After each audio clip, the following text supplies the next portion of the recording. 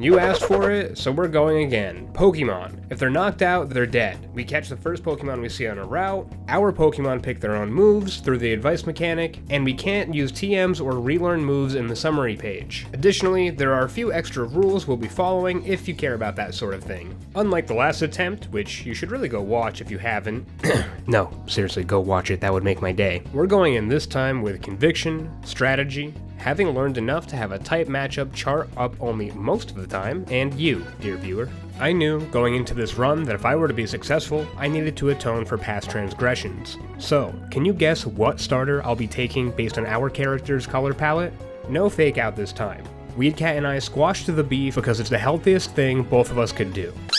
I don't think it's possible to wipe to Nemona, but I wasn't here to find out. Little Duck went down, and instead of catching the scripted Lechonk encounter, I wanted to show off how we'd be doing encounters for this run. Last time, we had a wheel, and while that random element was pretty cool, and probably leaned in our favor honestly, I did this entire challenge on stream, so I didn't want to be running into situations where we spend hours on end looking for a single encounter. So, to still remain semi-random, I would choose the first Pokemon I saw on each route as our encounter. This meant that I could manipulate the camera to my advantage, but not this time. We saw Tarantula first, caught them, and named them Spooter. Said hey to the bestie, progressed the story, and we're ready to catch our Inlet Cave encounter. Diglett would have been cool, but Slug the Yangoose is coming with us, and honestly, they're not as bad as everyone says. Arven is easy, and we go into South Province Area 1 hoping real bad for Aralds. So much in fact, we end up all the way in Los Platos, somehow, without hitting an encounter. And I didn't see any either? This must be one of those visual errors people keep talking about. We went out there again, caught Borb the Fletchling, leveled up to what I thought was the appropriate level of 11, but ended up realizing we were supposed to only be 9? Guess I didn't read as much as I thought. Because of that, we had an easy time going into the fight, Honeclawsed once and knocked out Quaxley just like earlier and Nemona's Palmy. Our level also made the Star Grunts and Mesagoza pretty inconsequential in the grand scheme of things. We're sticking with the same route we tried the first time, we learned about the Divine Beasts, Temples, Monster Camps, and go get our Fido over in Victory Road. We head for South Province Area 3, and are set on getting a Shinx as an Intimidate user as well as the electric typing, but are trolled by this Rookidee who knew we were attempting to cheese the camera. Bort, deciding that we were a strong and wholesome trainer, eventually comes with us, and Apple Crab clearly knows what they're doing considering they're keeping coverage and setup moves. Over in South Province Area 2, we're hopeful for a Mareep and our wishes come true. It looks like Tonsil will be coming along with us on this journey. Katie's ace is a level 15 Teddiursa, and we feel we'll be more than comfortable with the Bird Brothers, so we level them appropriately.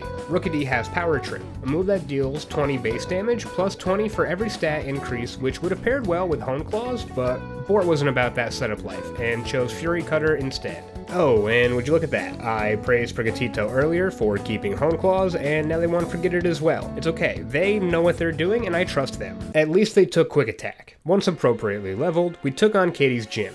Rookidee came out and easily got through Nimble with a couple of pecks and only took some chip from the Struggle Bug. Tarantula comes out and it looks like a 3-hit KO, but we are comfortable staying in because Bug Bite didn't do a lot, but wow, Assurance did a lot. Okay, we get through them when Terra Bug Teddiursa came out.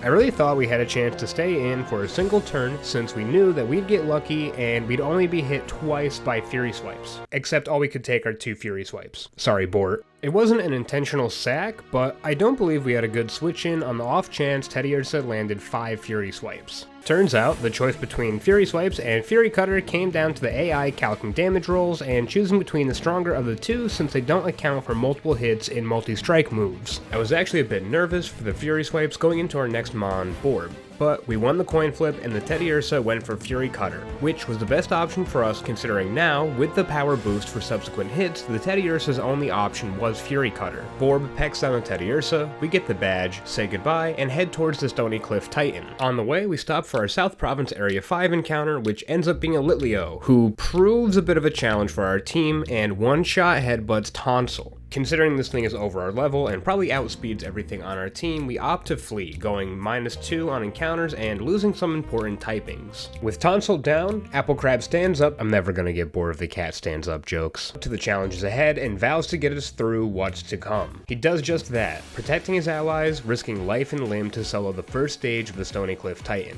During stage 2, we managed to keep Apple Crab alive, but a crit would have killed here, so we swapped Pancake in. Retrospective is everything, so this was a risky switch considering a crit knocked out anyone on the team, and I probably valued Pancake above a lot of the team we had at this point, but hey, Arvin cleaned up with his Shelter and we're done here. The heroism on display inspired the team as Pancake got play rough, Borb evolved and took Flame Charge over Peck, so not bad, plus we can shift W. On to Brassius, where we think we're going to have an easy sweep, but hey, we're not too over leveled this time, and get put to sleep since we don't end up OHKOing. We take a little more chip than I'm comfortable with going into Terra Grass Sudowoodo. We press Terra Normal on Fletchender since that will let us live a Rock Throw and are able to get off 2 Flame Charges. We need to preserve Borb, so we switch out on the incoming Trailblaze with Apple Crab for the resist and get off a few bites. However, we need to switch out since it now outspeeds us due to a few Trailblazes and are in range to get knocked out. We once again make a risky swap into Pancake, who is becoming one of our MVPs. He doesn't get crit coming in, takes the Trailblaze, and lands a play rough. Honestly, we keep risking our little dog, but we'd never be punished for doing such things, right? Our next goal is the Open Sky Titan in West Province Area 1, and we'd grab our South Province Area 4 encounter on the way. Tonsil the Mareep didn't do a ton for us earlier, but they would have been useful against the upcoming Titan and boss battles in the future. I was starting to see my mistake spiral, and we're hopeful for our encounters. So would you believe it if I told you I just killed the Deerling in South Province Area 4? Thankfully, we caught Ruckus the Rockruff and got her to an appropriate level for the Titan. During this time, Spooter gets an evolution. On our way there, RNGesus must have smiled upon us because Father, Son, and Holy Spirit, we found a shiny Skidoo. Unless you're a hero and using emulation, shinies are awesome, so we add Mustard to the party. I guess losing Deerling was meant to be. We think Ruckus is the right call going into the Titan and are terrified that it not only outspeeds, but deals 3/5 of our health in a single rock throw. However, wanting to prove their place on the team, Ruckus hits back with their own rock throw and scores a critical hit, meaning phase 1 of the Open Sky Titan is complete. Jumping right into phase 2, we swap Ruckus out for Pancake just in case Bombirdier targeted us, but it focuses on Narvan's Ackley instead. Well, Slug has not done a ton this run yet, but they've been here for a while and they get an evolution. Oh god, it's bad. Something I had neglected to do on my first attempt at this challenge was make use of every resource available to us in the game. We're not using TMs, so we're able to sell them and grab either held items from Delibird Express or eventually vitamins from Chansey Supply. Speaking of which, our preparations going into the Team Star Dark Base were a few damage boosting items. Once there, we say hey to the homie Clive, chat with Cassiopeia, and easily smash through the guard with Pancake. This battling is fun, but we're here for the boss Giacomo. Borb starts off the fight and takes minimum damage from the Pawnard and knocks him out in 2 flame charges. With the Starmobile out and our attack lowered by its Intimidate, we opt to bring Borb back in and switch Pancake out, anticipating the dark move Wicked Torque. It doesn't use this, but hits with the metal sound.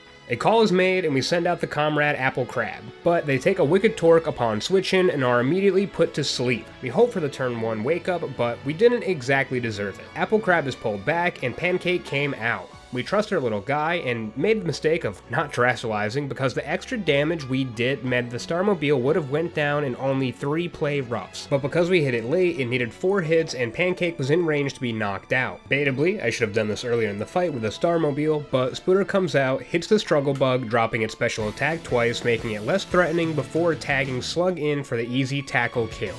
I wasn't terribly happy with that performance, but hey, we managed to come out of it without losing a companion, so we can't complain too much. Just learn for later and push forward. Iono is next, and we have a few encounters to clean up in the East Paldean areas. In East Province Area 1, we come across a Lechonk and name them Daddy Pig. In East Province Area 2, we're hopeful for a Gyarados, but end up with Sandman the Sandygast. On the way to East Province Area 3, we battle a few trainers, Daddy Pig glows up, and we are on our way to Iono. We did a little grinding to get to what I believed was the level cap of 27, didn't realize it was actually 24, and we had a battle with Nemona, which we get through easily. Quaxwell is quite the scrapper, but Apple Crab has the power of friendship behind them and can finish the fight in a single seed bomb. We also need to finish off the Super Chatters and find Mr. Walksabout before we can get to Miss Iono. We open up with Ruckus, who easily one-shots Waltrel with a Rock Tomb. Belly Bolt comes in, and Ruckus deals some good damage, but after the Spark Paralysis, Nemesis, we try to go into Sandman for the immunity, however, switch in on a water gun, activating our water compaction and boost our defense by 2 stages. Thankfully, we outspeed and knock out Bellybolt with a bulldoze, then start considering if we are able to keep Sandman in. Apple Crab swaps in, taking the hit for its ally, brings it low with a seed bomb, and is able to U-turn out for the kill and to get Daddy Pig in. Miss Magius outspeeds and hits us with the Confuse Ray, but thanks to earlier intel, we equip the Persimmon Berry to end the confusion and attack back with a Terra Normal Headbutt, which does massive damage, and we can easily finish off Iono's ace without worry on the next turn. That fight went pretty well. You could say it was because we were overleveled, or you could say it's because we planned ahead and knew what we were doing. I like that one. Let's go with that one.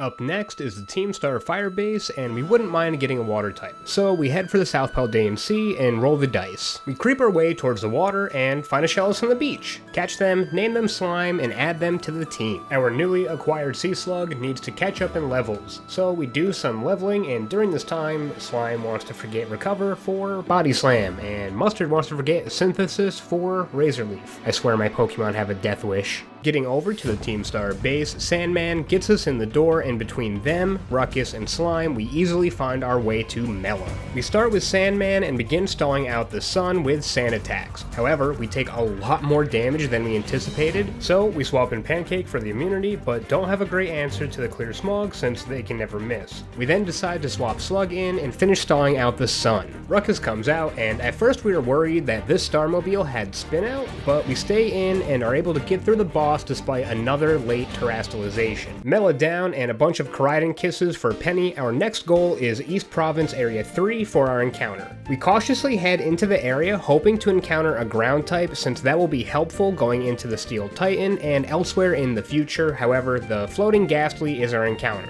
We are incredible at judging damage, so we definitely don't kill our encounter, catch another, name them first try, and stash them in the dead box for the remainder of this run. We schmoove on over to the Lurking Steel Titan. Board easily gets us through the first phase since nothing the Earthworm has really threatens Fletchender and we can hit it with a Flame Charge. Phase 2 is even easier because Arven is here and we score the crit plus the Flame Body proc. That Titan was pretty easy, so it looks like we are back to the gym circuit. We do a little grinding, catch a Rufflet in a Asada Desert, and once at our desired location are ready to go after Kofu. Oh, we also end up encountering a Paldean Tauros on the way to Kofu, catch them, and name them Alvaro. Mustard is finally on the team, and they show that they're ready to lay everything down for the cause, scoring a massive opening crit on the Floatzel from Kofu's assistant and finishing up the fight unscathed. Tragedy struck as we keep the least amount of money possible when gambling, and that's an L, but hey, gym battle. Apple Crab leads us into the fight with a Terra Grass Seed Bomb and one-shots the Veluza, which is a great start. Spooter decides to learn Headbutt over her best tool Silk Trap,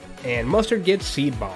Wugtrio comes in, outspeeds, dealing 1/4 of our health with a headbutt, and leaves us in a tough position against Crabominable. Actually, we just one-shot because Apple Crab is the best Pokemon we could ask for. Atticus is up next, and they are probably one of the strongest boss fights we've had yet. So we figure cleaning up some encounters is the best thing to do. Why not have all of our resources at our disposal going into a fight that took so much from us last time? We get an awesome catch in Regular Guy the Finizen over in West Paldean Sea, and Bird up the Kilowattrel in East Paldean Sea, plus Mimikyu in Tag Tree Thicket. Okay, there was a small contingent in chat who thought they saw Impidimp first in this scene, so we're naming this guy Impidimp. And to be fair, after reviewing the footage, the Pokemon Impidimp came into frame first, but this also counts as an Impidimp, I'm going to say. And it's my run, so let me have a good time. Plus, this thing doesn't even have an attacking move. Oh no. Dalizapa Passage is the last area we can go to get a reasonably leveled catch, and Mustang the Mudbray joins our team, just to get a quick evolution before being slotted onto the team and go up against Atticus. This part of the run last time spelled doom for our team, and I was incredibly nervous going into it. His team can inflict bad poisoning, accuracy, and speed drops, plus he has priority moves and decent coverage. The fresh-faced Mustang comes out against Skuntank, and we try to go for a one-shot with Terra Ground high horsepower.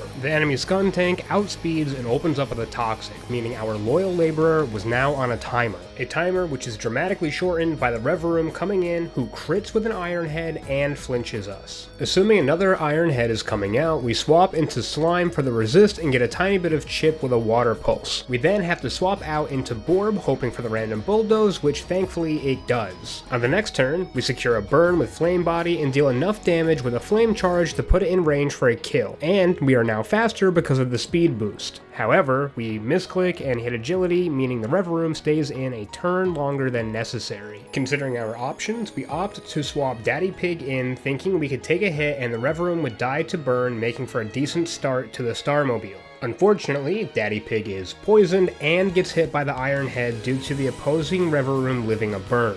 We take it out, and the team starts deciding on who is going to have to sacrifice themselves. 3/4 of our team is on low HP due to some bad luck, but mostly missed plays. If Apple Crab were here, they would know what to do, but they couldn't be here to hold our hand while we face our demons alone. I think I had been swapping around too much in an attempt to preserve more members of our team, which ultimately left us in a tight position and never on the offensive. We make the call to sack Daddy Pig to get us through the muck, but here, just watch. The headbutt flinch?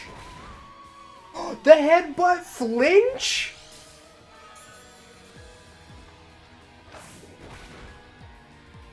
The Daddy Pig flinch? He did it again! Now I feel bad that he's going to die. He's doing everything for us. Get him, Daddy Pig. One more headbutt. I don't know if it's fair to let Daddy Pig die now. That would be messed up if we let him die after a showing like that. This is 100% not the best play on our part, but I'm no monster, and our Pokemon are our buds, meaning we'll do everything we can to preserve them if at all possible. We swap in Sandman and easily take the Noxious Torque, thankfully no poison, and took the Spin Out, which coupled with our Bulldoze puts the Starmobile at -3 speed. It happens again the next turn, and the Starmobile is now sitting at -6 speed, meaning everything on our team goes first. Sandman exchanges hits with the Starmobile until it is at half HP. We are really going to need Sandman going forward, so we swap in Borb, who takes a hit, deals some damage with Flail, and unfortunately goes down. Borb, we'll miss you, and your presence as a fire type is going to be sorely missed throughout the rest of this run. I didn't realize that. 07, brother. Mustang comes in and finishes up the job. They're new here, but they're one of the most dedicated to our cause. Our plan for Larry is to PP stall, set up, and sweep, so Impidimp digs in and starts fortifying. 6 Hone Claws, 6 double teams, and many turns of sleep later, our Master Imposter was ready to help Larry drop his facade. Kamala goes down in a single slash, but Dunsparce lives one. Thankfully, Dunsparce goes for Glare, meaning our disguise is intact for when Larry's ace, Terranormal Staraptor, comes out. We barely get through the first verse of this banger, take an Aerial Ace right where it doesn't hurt, and finish Larry off. Taking Larry's words to heart, we mentally prepare ourselves for where everything went so wrong last time. This is our make or break moment, and I think we are ready for it. We have Mimikyu out front and decide that swapping in Pancake for the Bite Resist is the best start. We Terra Fairy and start moving through Nemona's team. Lycanroc takes 2 hits and is able to hit us with a couple of Excel Rocks, but Pomo and Goomy are outsped and easily knocked out with Play Rough before they can do anything. Quaquaval comes out and we forget about its terastallizing, so we get off some good damage with Pancake after taking an Aqua Step. The unfortunate position we find ourselves in is Nemona's Quaquaval now outspeeds our entire team. We swap in our own starter, Apple Crab, who's been with us since the beginning, thinking that was the play, but are now worried for what can happen to him, and decide to switch out into Bird Up, but sorely forget that Electric does not resist water and lose another one of our feathery friends on this journey. Impidimp comes in and we're flinched by the Air Slash. Busting our disguise and losing any momentum Bird Up gave us with their sacrifice. We're dead to a crit, but we need to stay in to get off of Baby Doll Eyes and drop its attack. We then swap in Palossand to see if we can get a cheeky defense boost, but at -1 attack we still take more than 75%, and even with a water compaction we can't stay in to take another. I've made bad plays and I'm starting to lose my cool. Mustang does not deserve this, but we really need a free switch in and some luck, so we sack our Stallion in hopes of a chance. I really don't want to send Apple Crab into this, but they give us the nod, and now we need to trust them. He comes in, gets the 5% avoid on the incoming air slash, and finishes off the duck for the comrades that it put down during this fight. I hold nothing personal against this webbed foot samba dancing bastard, but I'm still gonna call it a bastard. Mustang and Bird Up's losses were avoidable here, if I had faith in our own starter, but I really wanted to protect them. Everything from here on out is uncharted for this run, so let's give it our all and see what we can do.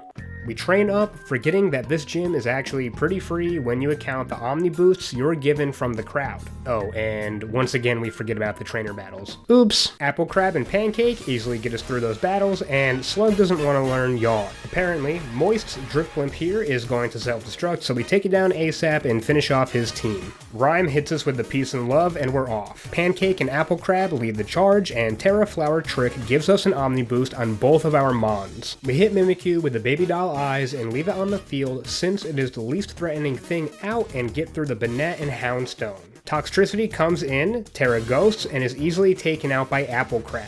We then 2v1 the Mimikyu with ease to clean up this battle. We somehow managed to forget about our Glosado Mountain encounter, so we go looking for it and find this Cryogonal. Cryogonal? You might say I forgot to name them and the Nuzlocke's over, but it was intentional. We didn't name the to-be-named Gym Trousers Cries for dramatic effect. On to the second to last Titan. We begin crafting a team who can solve our issues for us because our typical approach is to ignore them until they fester into mental illness. Are we still talking about Pokemon? It's here I realize I am definitely overestimating the AI in this children's game, because I worried we'd have to do some switching, but forget, Great Tusk is a wild Pokemon, and it chose to go for the weakest moves, Knock Off and Rapid Spin, against our Pancake, who soloed Phase 1. In Phase 2, we Terrastalize, Arvin Scovillain takes hits, and Pancake shows us what he's got, dropping the Titan's attack and easily getting us through the fight. Now that we can glide, a ton of the map has opened up to us, we show off Terminator Machoke, and prep ourselves for the 7th gym fight with Leader Tulip. On the way, we try really hard to ensure a Gible or Dino encounter and manage to do just that. Having a pseudo-legendary will be great, and we've been lacking in special attackers. So, while we won't have a high dragon by the time we get to the Elite Four, this two-headed baby has better stats than some of the mons on our current team. So, would you believe me if I said I killed another of our encounters? Let's just move on. Look, Raggedy Dan's on the team now. We do way too much planning, going into the battle with a Psychic-type Gym Leader Tulip just to throw it all out the window when Nemona shows up for a rival fight. This is where it all went south last time, a forgotten-about rival battle. We blundered into this, but by no means are we going to let it get the best of us. Nemona sends out Lycanroc, and we open up with Sandman since we thought they were our solution to Tulip's Farigiraf. Sandman goes to bulldoze through, but gets cheesed by the accuracy drop from the Sand attack, so misses the second one and takes a crunch from the Lycanroc, which drops our defense, ensuring we are now well within crit range. Not thinking of a better option on the spot, we risk Sandman. They must have some sort of guardian angel, because Nemona not only opts to hit the Sand attack when they could have gotten a kill, we managed to get through the accuracy drops and knock out her first Mon. Sliggoo comes out and we anticipate the Dragon Pulse, so we swap in our specially defensive wall, Cryogonal, I didn't name it, Nuzlocke over, who we didn't anticipate using at all this run. A couple of freeze dries later, Sliggoo is easily taken care of. Nemona sends out Palma, but it can't hit Sandman with any of its moves, so we switch them in and it's a free kill. Nemona's ace Quaquaval comes in, and we try devising a better plan than last time we faced this duck. Same as before, it outspeeds everything currently on our team after a single Aqua Step, so we need to keep its speed in check. Our idea is to Terrastalize to take a neutral hit from the Terra Water Aqua Step and to start boosting our defenses while we chip down the Quaquaval with Bulldoze, which also negates the speed boosts. Something we couldn't have accounted for though is that the rain would start at this point in the fight, which boosts our opponent's moves by 50%. After surviving a couple of Aqua Steps, we were sitting at +4 defense and now praying that the Quaquaval would use Air Slash, its only special attack, as we switched into our own starter Apple Crab, which it did. We might take a sizable hit, but because it didn't end up actually boosting its speed, we were able to finish up on the following turn with a Flower Trick. Way too much of that fight came down to luck, and there were a good amount of misplays on our part. For some reason, Palossand was holding Mystic Water by accident when Leftovers Recovery would have guaranteed an Air Slash on the switch into Apple Crab rather than leaving it up to chance, but it isn't always about making the most cold and calculated plays. Sometimes you need to trust your companions to take care of the job you weren't prepared for. Back to the job we were prepared for. Oh, we also have gym trainers to do. It's just surprise after surprise, isn't it? It's maybe like I should read going into a challenge like this. Okay, I know I said I read at the beginning of the script, but maybe I didn't read as much as I had said I did at the beginning. Sure, we got this far, but who needs education when you have an apple crab? Gym challenge is boring, gym trainers are easy, and we go into Tulip with a plan. We start with Meowscarada, anticipating the reflect, so Flower Trick can crit through it, and we'll swap into Gym Cries for the sweep. However, after Apple Crab essentially completed their moveset with Play Rough, keeping both Bite and Flower Trick for stab coverage, when Gardevoir is in, there's nothing left to do outside of pressing the Terra Grass button for the extra damage and sweep through all of Tulip's team. Only the Grass-type Florges isn't one-shot by Apple Crab, but removing our Dark typing earlier made it so we could tank a hit, fire back, and collect our second-to-last gym badge. With our soft level cap increased, I figured we should clean up the remaining encounters we have, all 3 of the North Province areas, and this lake that I won't even try to pronounce for you. We try to get a Steel type to help us for the upcoming Ice Gym and Fairy Star base, but end up with Goldango the Hawlucha, who actually has an absolutely cracked moveset. We got very lucky with this. I know I haven't kept up on all of the moves getting learned or forgotten, but overall we've had okay luck. We're not keeping everything I'd like to, and never would we ever keep a setup move, but we're also not losing integral parts of our movesets, meaning things could be worse. Adding a high-level Pokemon with a setup move and okay coverage is just icing on the cake.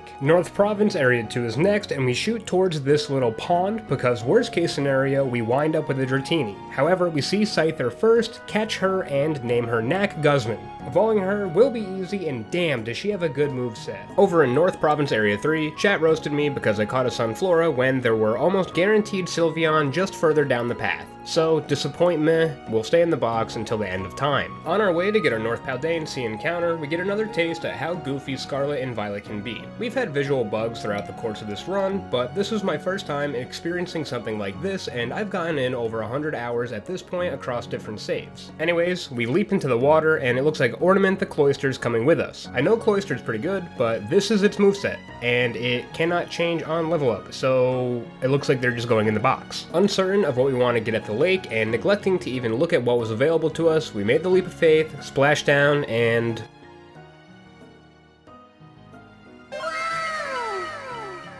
looks like we're taking Clover the Dratini with us. Outside of Area 0, which doesn't come until the very end, we're done with encounters for this run. Who we have in our party and in reserve in the boxes are going to be the team we have to get us through the remainder of the Paldean region. One contractually obligated cameo later, we evolve Knack into Scizor. She can be useful in Grush's gym, and the bestie even gives us the receipts on learning Bullet Punch over Agility, which is probably the best outcome we could have asked for. With changes to weather, Ice types now get a defense boost in the snow the same way Rock types get a special defense boost in Sandstorm. So we take 5, wait for the heavy snow to end, and then head into the gym for the fight with Grusha. Don't get me wrong, I like boss battles in Pokemon to be complemented by weather effects, but I'm doing everything to put the odds in our favor, and if Grusha really wanted that defense boost, he easily could have had snow warning on his Abomasnow. We start out the battle with Ruckus, Terra Rock, and knock out the Frostmoth with ease. I was worried about an Aqua Jet from the Beartic, but we trust our edgy dog to get us through and end up OHKOing with Rock Slide.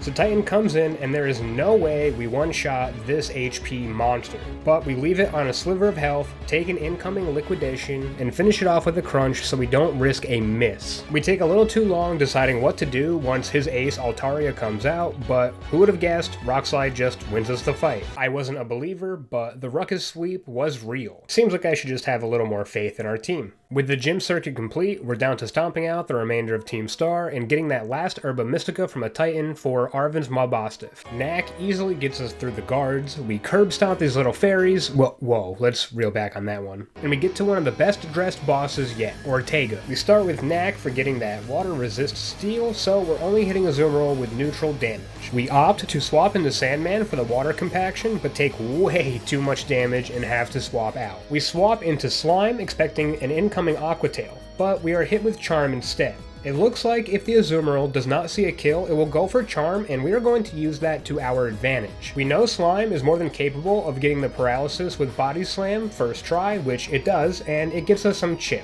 Impidimp comes in, takes an Aqua Tail with its disguise, and starts laying the groundwork for Knack to come back in. Between full paralysis, Azumarill wasting a turn going for charm, and our own charms, we are easily able to drop the enemy's attack by 6 stages. Knack comes back in, and barring multiple critical hits in a row, which isn't impossible, we are more than comfortable to set up to +6 with Swords Dance. From here, Knack can clean up the Azumarill and is easily able to use Bullet Punch priority to knock out Darkspawn and Wigglytuff. This Starmobile comes in and doesn't really have anything that can harm Scizor, so we're fine to just stay in and finish this fight. Also, why does it have a move that removes its own terrain? What were you thinking, Game Freak? We did not have the opportunity to implement any setup in our first attempt at this run, but man, does it make some of these more difficult battles really easy. One last starbase to go, and there's a good level jump here, so we start devising a team. We evolve Clover into Dragonair, then Dragonite, which gives us Hurricane. Normally not great because of its accuracy, but with a plus special attack nature and the ability to set up our own Rain Dance, Hurricane is 100% accurate in the rain if you didn't know. This seems like a good option going into the fighting type team starbase.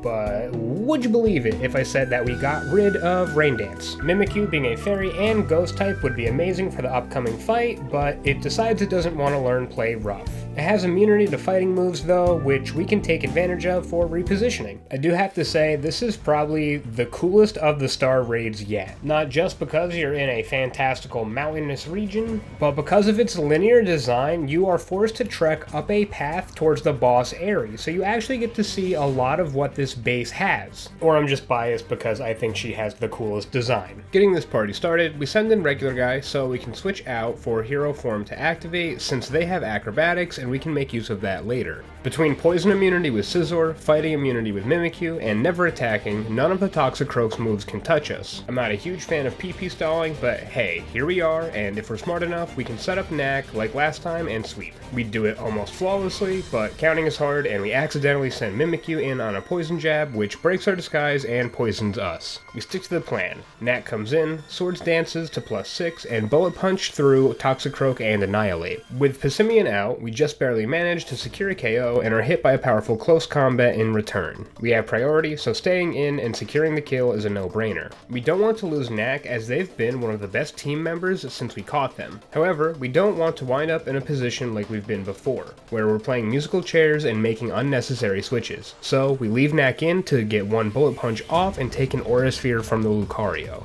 Holding on for dear life, Knack knows their battle isn't over, lives on 3 HP, and secures us another kill with Bullet Punch. It looks like that leftovers recovery mattered a ton here. We're in a pretty comfortable position when the Starmobile comes in, so we swap Clover in to tank whatever it is going to hit us with because she can hit back with Hurricane. Important to note here, Hurricane is a special move, and we can ignore the Starmobile's defense boosts it gets from stamina.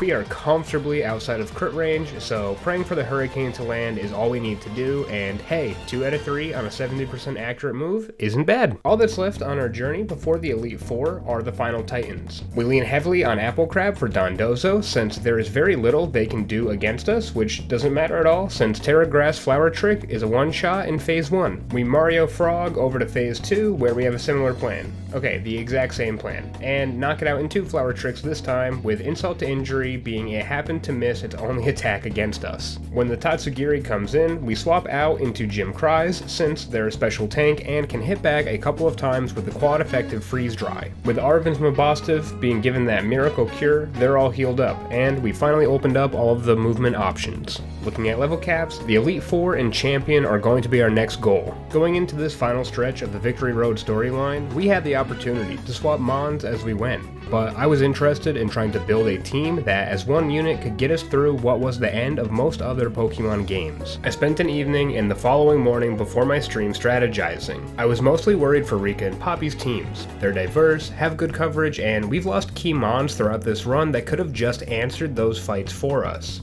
These are the members we'll be bringing with us to the Pokemon League, and would you believe it if I said Sandman, the greatest of all time, chose life and wanted to learn Shore Up. None of our other Pokemon cared very much for HP recovering moves, but our haunted sandcastle wanted more out of his existence. We failed the exam. What? Okay, Nuzlocke over. Make sure to subscribe. Bye. Never mind that. We wouldn't let something as goofy as a test filled with gotcha questions get in the way of our success. We passed with flying colors in the second try, and it was on to Rika. Another banger of a character design. Yeah, I can probably praise 90% of the character designs in this game, and I'm going to keep doing it. We start with regular guy against Rika's lead Wishcash, and then swap them out to activate hero form and send in Apple Crab, who is holding an air balloon, meaning he's immune to the incoming earth power. A single flower trick later, Wishcash is down and Camerupt comes in. We anticipate an incoming Fire Blast, so we swap into our fire immune dog, but Camerupt opts to yawn. It's definitely going to go for Flash Cannon here, so we can swap into regular guy, but Rika is cracked, predicts a swap, and yawns us. Palafin is our solution to a lot of Rika's team, so we can't afford to fall asleep. We play switching games with Rika until it bites us in the ass, and regular guy is burned on a switch into Fire Blast. I guess the AI didn't know about Well-Baked Body, and that could have gone really wrong if we had swapped in Apple Crab to a Fire Blast. With the burn cutting our attack, we reassess our position, Terastallize for the extra damage, and Aqua Jet instead of Wave Crash to avoid recoil. Camerupt goes down, and Donphan is in. Wave Crash would deal enough damage to knock Donphan out, even after a burn, however, the Donphan has Sturdy, so instead of taking the extra recoil damage, we hit with Aqua Jet to break the Sturdy, switch back out into Apple Crab on the incoming Earthquake. We haven't lost our air balloon yet, so this is a free switch in, and we can put the battle back in our favor. Apple Crab easily outspeeds and knocks out the Donphan. Dugtrio comes in and could hit us with Sucker Punch, but it doesn't, and we OHKO with another flower trick. Time for Rika's ace, Clodsire. I wish I could say this were a battle for the ages, but it loses its poison typing by going Terra Ground, and we can easily one-shot it with Flower Trick. Man, this move is so busted. This wasn't the plan I came into the fight with, but in the end we got through with a full team. Poppy enters the arena, and we're more than prepared to punt her to the moon. We open up with Goldango the Hulucha, who, if we've calced correctly, has a 90% chance to hit the Copperage with a high jump kick, accuracy is boosted by Wide Lens, and if we land the hit, damage roll determines whether or not we OHKO. That is the best we can do, and we trust our team. We hit the move, land the attack, and we secure the damage roll necessary. Copperage goes down, and Corviknight comes in. Expecting the Brave Bird, we swap into Sandman to take the hit, but the enemy bird starts setting up Iron Defense. No matter though, we can shore up any lost health and fire back with Shadow Ball, which is a 2-shot kill. Once again, between Shore Up and Shadow Ball, we can remain fairly healthy and melt this bell down. Poppy sends out her second to last Mon, Magazone, who can set up Light Screen, making Sandman's attacks less effective, but he stays in to chip it down. Real quick, this thing is floating off the ground, so would you believe it if I forgot it had Sturdy and thought it had Levitate? Because of that, we definitely spend more time here than necessary and have to make a few swaps. Palafin comes in to tank a Flash Cannon, then we swap back into Palossand for the discharge. With an extra spooky scary special defense drop, we need to take precautions to preserve Sandman, so we get regular guy back in and clean up the Magazone on the next turn with an Aqua Jet. Poppy's ace, Terra Steel Tinkaton. We're comfortable taking anything Tinkaton can send our way, start with Aqua Jet to avoid recoil, and finish off with a Wave Crash. I think Terra Water Wave Crash would have just cleaned up the fight here, but I didn't want to take a risk. On to everyone's favorite burnt out 35-year-old, Larry. And we just win here. Jim Cries is absolutely insane, so all that's to be done is press Terra Ice, and we can one-shot everything. A bit underwhelming, but the next fight is going to go absolutely insane. No, it's not. We make sure Jim Cries can outspeed Noivern, press Terastallization, and use the last 5 of our Ice Beams to finish this fight. We were so confident going into that fight, we didn't even use an Ether. One by one, all of Hassle's dragons are defeated, just like the dinosaurs in the Ice Age. Jim Cries might have been the star of the show for the last 2 battles, but let's not forget the rest of the homies who helped us here. This is it. We're on to what could be the final fight of this run. From the very beginning, this little cat has accompanied us. They stood by our side and impressed us again and again, until they could stand up for themselves. Apple Crab, we're behind you. Give it your all. With the Terra Grass pressed, we Flower Trick through the Espathra and Veluza with ease. Avalugg comes out, and while I had intended to swap here, Apple Crab must have planned for this in learning Leaf Storm, since our enemy special defense was pitiful. One Leaf Jutsu later, Avalugg is no more. Gita sends in King Gambit, and we don't have a ton of options with Meowscarada here, so we make a tactical retreat. Goldango comes in, takes a hit, lands the high jump kick for quad super effective damage, and secures the OHKO. With Gita's second to last Mon Go-Go in, we easily could have one-shot with Flying Press, but wrapping up this leg of the journey with anyone except our starter wouldn't have felt good. So Pancake comes in and sets up for Meowscarada one last time. Earlier in this run, we doubted Apple Crab's judgment when he got rid of Night Slash over Bite, but he knew that flinch chance would come in handy, and this was his moment. Having flinched Go-Go on the first hit, we could outspeed and finish them off with another Bite, leaving only Gita's ace to come in. In a moment that felt poetic, with spotlights and all, Meowscarada Spada earned us the rank of Paldean Champion with one last flower trick. The end of the Victory Road storyline was most likely the most difficult portion of this run, but we still have a few boss battles to get through. Goldango the Hawlucha easily sweeps through Arven. We Terra Flying to remove our Psychic weakness for the Greedent Psychic Fangs, Swords Dance, and are able to either High Jump Kick or Flying Press each and every member of Arven's team while we bop to this amazing theme.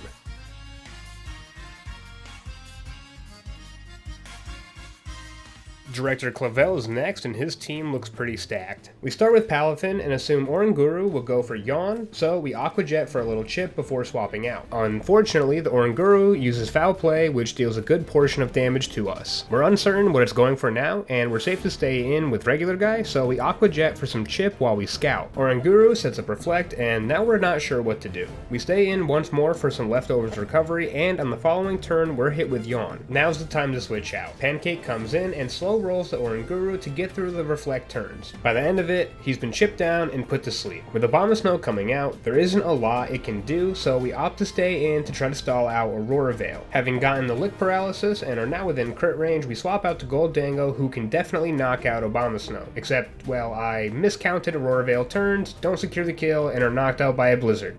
I told you earlier counting was hard. We bring in Gym Cries, Terra Ice, and are able to clean up Abomasnow and Oko, Gyarados, Poltegeist, and Amoonguss. When Skeledirge comes in, we consider swapping into Pancake for the well-baked body, but opt to send Regular Guy back in. Regular Guy is crit coming back in, but it matters not since we can just Wave Crash and finish up. With the Director defeated and the first death of the end game on our hands, we bury Goldango and prepare our team to finish up Starfall Street with the secret big boss of Team Star, Penny. We start off this fight with Knack, who can easily take down Umbreon with a couple of X-Scissor and take minimal damage from Umbreon's Dark Pulse. Flareon is coming out, and For Sure sees a kill on Scizor with Flare Blitz. So we swap in Slime, who can easily tank a hit and take Flareon out with a couple of Water Pulses. The reason we swap Slime in is because it baited out the Leafeon, who can't do anything to Knack. So they come back in on a Leaf Blade and begin setting up Swords Dances. It's a war of attrition against Baby Doll Eyes, but for every -1 we get, we can boost up by 2 with Swords Dance. Once at +6, we knock out Leafeon and Vaporeon. Jolteon comes in and we just barely miss the kill with Bullet Punch, but to add insult to injury, we avoid the Thunder on turn 1 and clean up the next turn. Penny's A Sylveon comes in, but it can do little against a +6 super effective move.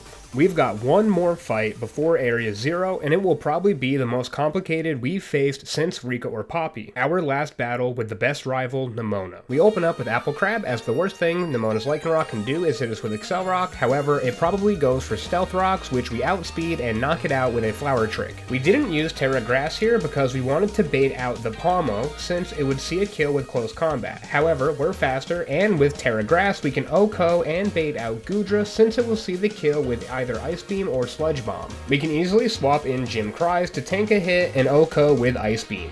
Next up is Orthworm. We swap Sandman in on the incoming Iron Tail, take it like a Paldean champ, and keep our HP high with Shore Up in between knocking it out with 2 Shadow Balls. With Dunsparce in, we know it has 3 different attacks and a Dragon move, Normal move, and Ground move, all of which we have immunities for. All of these attacks have pretty low PP, and even if Dunsparce coils up to +6 defense and +6 attack, it won't be able to attack with Struggle since it will still have coils remaining, and we can ignore defense boost with Apple Crab's Flower Trick. Counting is hard. Jim Trousers Cries was their full name, and they more than pulled their weight contributing to the struggle. They gave their life to our endeavors and will forever be grateful for that. Sorry, Jim. Because of their sacrifice, we have a clean switch in, so we bring out Apple Crab, who can easily outspeed and secure the kill with Flower Trick. Every fight since Nemona's Ace evolved into Quaquaval, we've been in bad positioning against it when it came out, but with Apple Crab already on the field of battle, 1 Flower Trick was all we needed to secure this victory. Having defeated all of our friends in Mortal Kombat, they were now indebted to us, and we could force them into the dangers of Area 0, some against their will, others have a death wish, and one is searching for answers. We all have our reasons to press on to the end of the story in the Paldean region, to find our treasure, one could say. Some are more honorable than others, but mine is to prove I can beat a children's game with self-imposed rules. This region is incredible. The ambient music, party banter, and scenery make for quite the experience, and I'm thankful Game Freak forced you to be on foot during this section. The wild battles with the Paradox Pokemon are interesting, which can either be taken as positive or negative. Not being able to predict the AI makes for some nerve-wracking moments, but then randomly selecting moves leads to situations where they don't actually do anything that threatens your team. Overall, these battles are inconsequential. We specifically sought out Screamtail, named them for a friend who helped me a lot with this project. Do a little trolling, and don't plan to use them since we broke our own rules to catch them. But, like any good capitalist, I'll break laws for monetary gain without a second thought, meaning we're going to somehow slot her onto the team even though she's not trained at all. Party banter, more running, and one Gibble chase scene later, we're off to take on the Paradox Pokemon at the Zero Lab. The fight with Great Tusk is easy, Brute Bonnet is among us, and Fluttermane is more like Flutter Lame. With the power of friendship, we're at our final challenge. Everyone gets leveled to 67 is what I would say if I didn't accidentally do this. Finally, we can address our mommy issues, meet Dark Koraidon, and take the soundtrackless elevator to the time machine. The fate of Paldea is in our hands. More importantly, we are 6 enemy Pokemon away from finishing this challenge. We've trained for this moment, fought for ourselves and others, and had to make one final push to take on this reactionary clinging to a past that never existed. With Knack out front, we hit the Terra Flying button and start boosting up with Swords Dance against Slitherwing. We're stuck on low HP, but at +3 attack, we can start taking out some of Sada's team. A pair of Bullet Punches gets us through the Slitherwing, and when Fluttermane comes out, they can't even get off an attack before going down to Knack. Sada follows up with Sandy Shocks and goes to the discharge, but we're smart enough to swap Sandman in. Sandy Shocks might be a bit faster, but can't land the critical hit, meaning we're able to get off a second Earth Power and take them out. Sada's Screamtail takes the stage. It wants to use an Ice Cold Fist against our Sandcastle, but this thing has pitiful attack. All we need to do is safely shore up behind our walls, use Shadow Ball in between, and get it down. When Brute Bonnet comes in, Knack comes back, baby. Knack can resist the Giga Drains, and we think we're big-brained enough to go for a Swords Dance, avoiding the Sucker Punch and so that we can ensure the kill on the next turn. But we neglect that it can use Sucker Punch again on the next turn. Knack got us through a ton of the end game, and it's quite a disappointment. She's not going to see the end of this run, but she puts us in a fine position to finish this fight. Impidimp steps up to the plate. They can charm down the Brute Bonnet, getting it to use only its Giga Drain. Okay, maybe we messed up. Even after this entire run, I'm still bad at judging damage, and we sadly lose another soldier. We field the one and only Applecrat. Ready to avenge his friend, he takes out the Brute Bonnet. Sada brings out the final enemy, Roaring Moon. It activates its booster energy, and this thing has a monstrous attack stat. Our Meowscarada outspeeds and can easily one-shot it with a single quad-effective Play Rough. However, our Dark Magician partner has seen enough violence for a lifetime. Partially, we're here at the end of our journey because of the sacrifices made by our starter. Through blood, sweat, tears, and pain, we were able to see that brighter future just over the horizon. And it was only fair after a life dedicated to the cause should Applecrat be given the opportunity to rest. Their valiant efforts won't go without remembrance, but if we were to idolize an individual's contributions without passing the torch, we are going to stagnate in what was instead of imagining what can be. Adding new blood to the mix, we swap Michaela in on the incoming Dragonclaw for an immunity. We take a Night Slash and one shot with a Play Rough. And if Koraidon hadn't seen someone new, like our Screamtail, take up the fight to protect our project, they wouldn't have found the strength and courage to do the same. This is the biggest project I've done for YouTube thus far, and seeing you guys interact with my content is really encouraging. So if you like what I'm doing over here, and if you made it this far, thanks for watching. I'll see you in the next one.